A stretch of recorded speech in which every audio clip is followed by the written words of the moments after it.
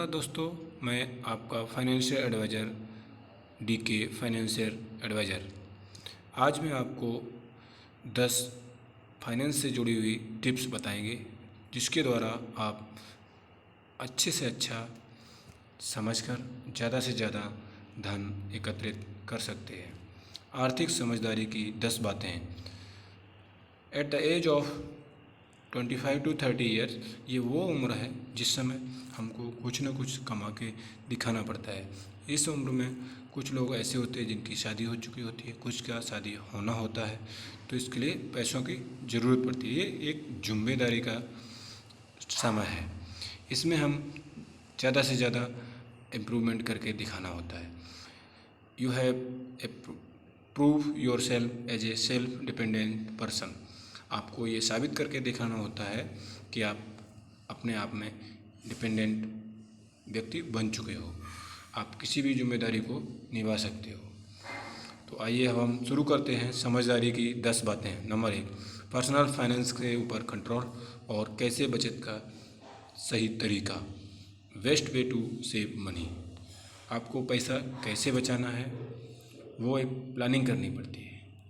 जैसे आपकी इनकम कितनी है, 50,000 है, आपको 10,000 सेविंग करना है, 40,000 खाना है, तो आप 10,000 50,000 में से माइनस करके उसके बाद 40,000 से ही अपना गुजारा चलाओ। इससे आपका सेविंग भी होता रहेगा और आपका खर्चा भी होता रहेगा। यदि आप 50,000 इनकम है, 50,000 ही उड़ा दोगे तो आपका सेविंग नहीं हो पाएगा। इसलिए आप सेविंग करके उसके बाद जो बचता है उसका यूज अपने इस्तेमाल करना है। नंबर 2, अपने बचत के पैसे का सही उपयोग करना। पैसे तो बहुत लोग कमा लेते हैं, लेकिन बहुत लोग अपना पैसा अपने पास नहीं रख पाते हैं, वो कहीं गलत जगह लगा देते हैं और उनका पैसा ख़त्म हो जाता है। तो वॉरेन बफेट ने बताया था, उनके रूल हैं, नेवर लूज योर मनी। अपना पैसा कभी खोना नहीं है। रूल नंबर 2 है, ऑलवेज रिमेंबर रूल नंबर 1। तो दोनों सेम ही है, पैसा अपना लॉस नहीं करना है।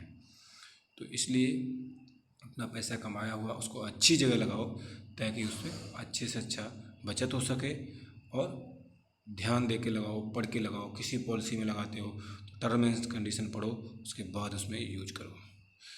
नंबर 3, पावर ऑफ कंपाउंड को समझना। पावर ऑफ कंपाउंड एक बहुत बड़ी चीज़ है। इसको जिसने समझ लिया वो आदमी बन गया। जो पहले समझ लेता है वो पहले बंदा बन जाता है। जो लेट समझा वो लेट ही प्रॉफिट उठा पाता है।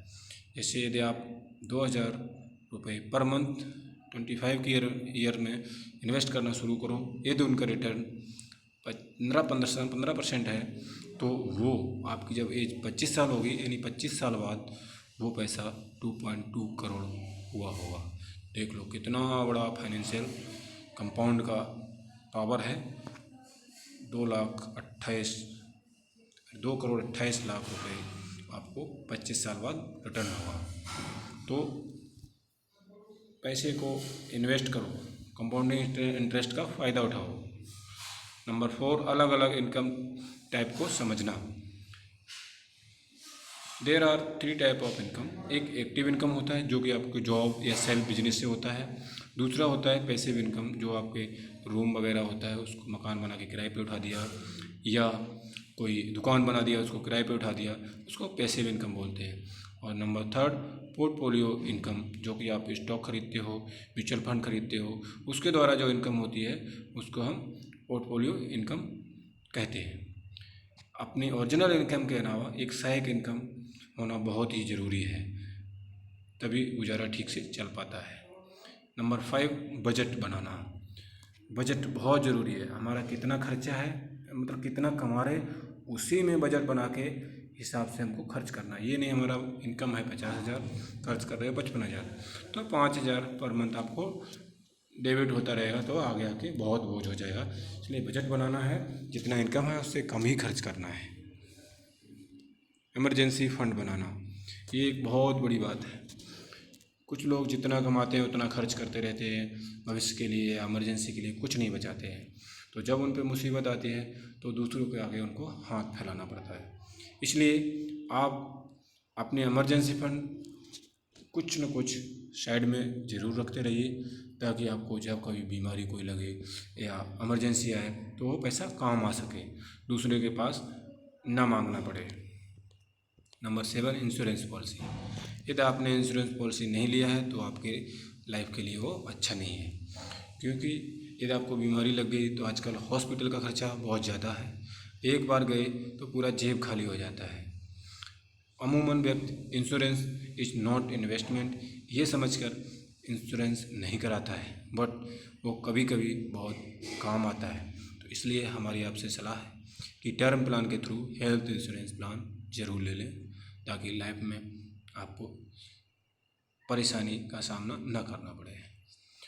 8 नंबर, लोन। सारे व्यक्ति कुछ ना कुछ काम करते हैं, तो काम करने के लिए पैसे की ज़रूरत पड़ती है, को लोन भी लेना पड़ता है। कुछ लोग ज़्यादा ब्याज पे लोन ले लेते हैं, कुछ लोग कम ब्याज पे लोन लेते हैं। जो लोग कम ब्याज पे लोन लेते हैं उनका पैसा तो पॉजिटिवली कैश फ्लो बढ़ता रहता है। जो लोग ज़्यादा ब्याज पे ले लेते हैं उनका निगेटिव कैश फ्लो हो जाता है और वो उनकी कंपनी बैठ जाती है, मतलब डूब जाती है और कर्ज से कभी उभरती नहीं है। इसलिए नंबर 9, फाइनेंशियल प्लानिंग करना। फाइनेंशियल प्लानिंग करना बहुत ज़रूरी है, क्योंकि हमको आगे क्या क्या करना है, बच्चों की शादी करना है, घर बनाना है या उनको पढ़ाना है, इसमें आजकल बहुत पैसा खर्च होता है। इसलिए हमको प्लानिंग के थ्रू उस मैरिज के फंड के लिए इतना पैसा, एजुकेशन के लिए इतना पैसा, घर बनाने के लिए इतना पैसा अलग से एक SIP करके छोड़ दो, उसमें उतना उतना करता रहेगा, वो फंड उसी काम के लिए यूज करना है, तब आप ठीक रहेगा। नहीं तो एकदम शादी करना, कहाँ से पैसे लाओगे, पढ़ाई के लिए कहाँ से पैसे लाओगे, घर बनाना है कई लाखों रुपए लगेंगे, मुश्किल हो जाता है। इसलिए फाइनेंशियल प्लानिंग करके चलोगे, लाइफ ठीक कट जाएगी। नंबर 10, इन्वेस्टमेंट के बारे में सीखना।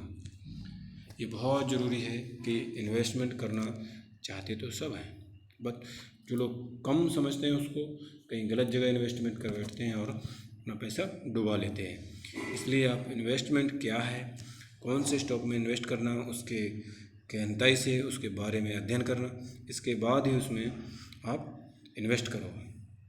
और धीरे धीरे सीखते सीखते आप 30 साल 35 साल की उम्र में अच्छा सा सीख जाओगे, आपके पास पैसा भी होगा, फिर आप आराम से इन्वेस्ट करो और अपना पैसा अर्न करो और लाइफ को एंजॉय करो। जय हिंद, जय भारत।